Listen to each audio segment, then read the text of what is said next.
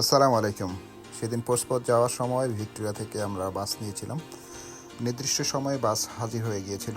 এটা ছিল national express.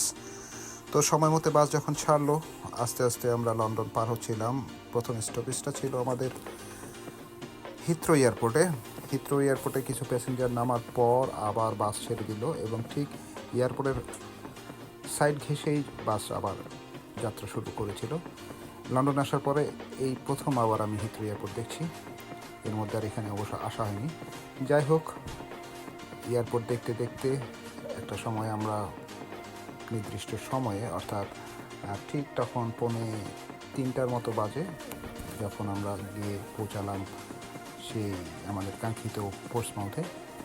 এটি হচ্ছে পোর্টসমাউথের সেন্ট্রাল বাস টার্মিনাল। আর যেই টাওয়ারটি আপনারা দেখবেন সেটি হচ্ছে এটি একটি আইকনিক টাওয়ার। তো ছোটোখাটো সুন্দর গোছানো একটি বাস স্টেশন ছিল এটা, সেন্ট্রাল স্টেশন যাকে বলে। তো দেখতে পাচ্ছেন নিরিবিলি একটি সুন্দর পরিবেশে গোছানো একটি স্টপেজ এবং এর পাশেই হচ্ছে ট্রেন স্টেশন। ট্রেনে অবশ্য আমরা আসতে পারতাম, কিন্তু ট্রেনে আসিনি। এর কারণ হচ্ছে টিকিটটা সময় মতো পাইনি এবং বাসে আসার আরেকটা উদ্দেশ্য ছিল হয়তো আশেপাশের দৃশ্য দেখতে থাকবো। তো যাই হোক, বাস থেকে নামার পর আমরা একটু টার্মিনালটা ঘুরে দেখার চেষ্টা করলাম। এটি হচ্ছে সেই বাস স্টপের পোর্টসমাউথের ভিজিটর ইনফরমেশন সেন্টার। দেখতে পাচ্ছেন 3:30 মতোই বাজে।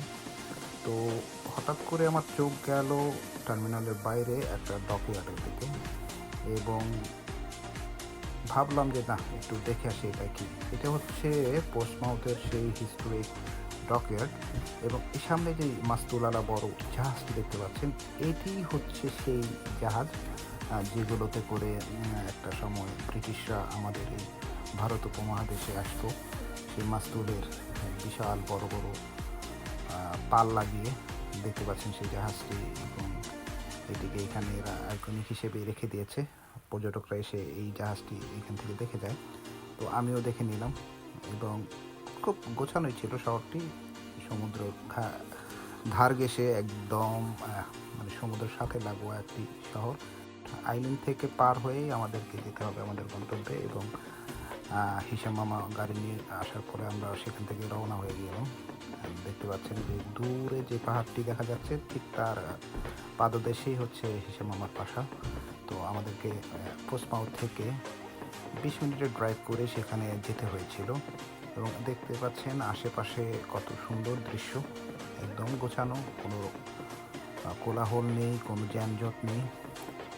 তো মোটামুটি 20 মিনিট চলার পরে আমরা পৌঁছে গিয়েছিলাম মামা বাসায়। তো এই ছিল আমাদের সেদিনকার ছোট্ট একটি জার্নি। তো পরবর্তী ভিডিও দেখার জন্য পেজটিকে লাইক ফলো দিয়ে রাখবেন এবং সবাই ভালো থাকবেন। আল্লাহ হাফেজ।